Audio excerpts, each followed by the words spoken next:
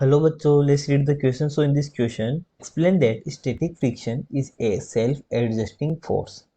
ठीक है, तो सबसे पहले हम जानते हैं कि सेल्फ एडजस्टिंग फोर्स क्या होता है. ठीक है, तो इसका की कॉन्सेप्ट क्या हो जाएगा. अगर हम बात करें इसके की कॉन्सेप्ट की, तो सेल्फ एडजस्टिंग फोर्स क्या होता है. Self adjusting force. ठीक है, तो सेल्फ एडजस्टिंग फोर्स को हम कैसे डिफाइन करते हैं. It refers to a force that can adapt to changing circumstances. यानी कि इट फर्स्ट अगर हम पॉइंट की बात करें, इट रेफर्स टू दी या to a force that can adapt to changing circumstances. ठीक है, अगर हम सेकेंड पॉइंट की बात करें तो जो सेल्फ एडजस्टिंग फोर्स होता है, it has the ability to raise और decrease in responses of system changes. ठीक है, so it has ability to adjust या एबिलिटी टू रेज और decrease in response to system changes. ठीक है, और अगर हम थर्ड पॉइंट की बात करें तो सेल्फ एडजस्टिंग फोर्स क्या होता है. देन कंपेयर और forces to the definition to see which forces या फिर which force behaves in this matter. ठीक है, अब हम इसका कंपेयर करेंगे कि फोर्स और forces to the definition to see which force behave in this matter. तो देखिए, अब बात करते हैं स्टैटिक फ्रिक्शन फ्रिक्शन की. ठीक है, तो सेल्फ एडजस्टिंग फोर्स हमारे को पता है. तो इस सिस्टम के अंदर यानी कि जो जिसके अंदर एबिलिटी हो रेज और डिक्रीज करने की रेस्पॉन्स टू सिस्टम चेंजेस.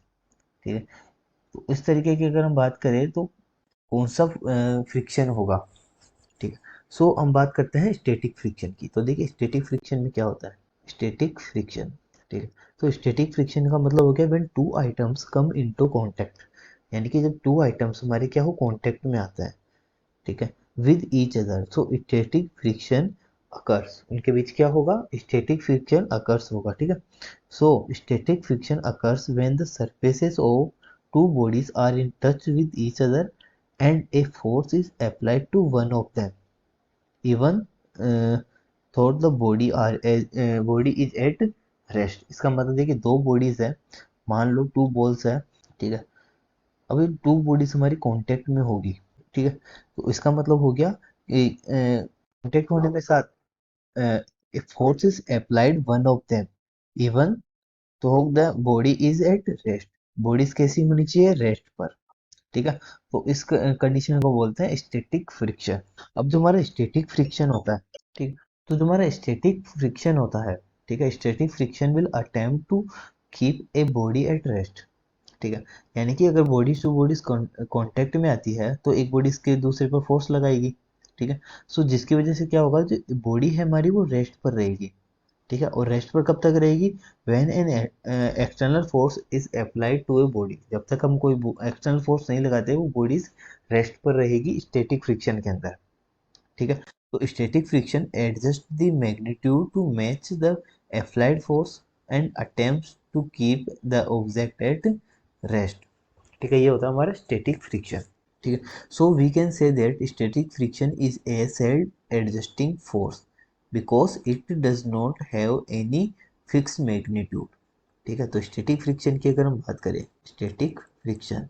ठीक है, तो स्टैटिक फ्रिक्शन की जब हम बात करते हैं तो इसमें क्या होता है, because it does not have any fixed magnitude. ठीक है, यानी कि स्टैटिक फ्रिक्शन में कोई फिक्स्ड मैग्नीट्यूड नहीं होता है और ए फिक्स्ड डायरेक्शन, और इसमें कोई फिक्स्ड डायरेक्शन भी नहीं होती है, और नॉट और a fixed direction. So but it will adjust the force according to the applied force. लेकिन ये क्या करता है, फोर्स को एडजस्ट करता है according to the force applied. ठीक है, सो इसकी वजह से हम स्टैटिक फ्रिक्शन को क्या बोलते हैं, सेल्फ एडजस्टिंग फोर्स बोलते हैं. So only static friction is self adjusting force since it does not have a set magnitude और direction and adjust to the applied force. ठीक है, इसी रीजन से स्टैटिक फ्रिक्शन जो होता है वो सेल्फ एडजस्टिंग फोर्स होता है. So hope you understand the solution. Thank you.